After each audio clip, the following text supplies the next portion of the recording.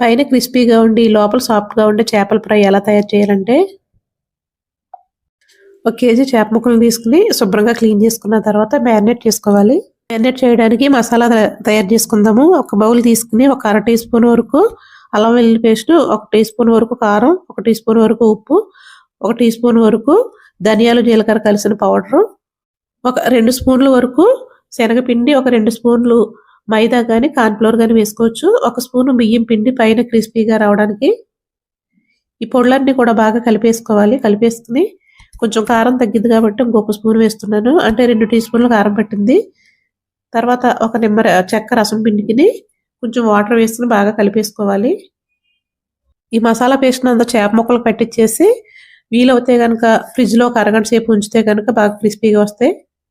లేదు టైం లేదంటే కనుక ఒక పావు గంట అయినా ఉంచుకుని మనం ఫ్రై చేసుకోవచ్చు. కొంచెం ఆయిల్ పెట్టిన స్టవ్ పైన ఎన్ని ముక్కలు పడితే అన్ని ముక్కలు వేసేసుకుని కొంచెం ముందు స్ట్రాంగ్ అయ్యే వరకు తిరగవేయకూడదు. కొద్ది వేగిన తర్వాత రెండో వైపుకి టర్న్ చేసుకోవాలి. మంచి కలర్ వచ్చే వరకు వేయించుకోవడమే, అంతేనండి. వీడియో నచ్చితే కనుక లైక్ చేసి ఫాలో అవటం మర్చిపోకండి ప్లీజ్.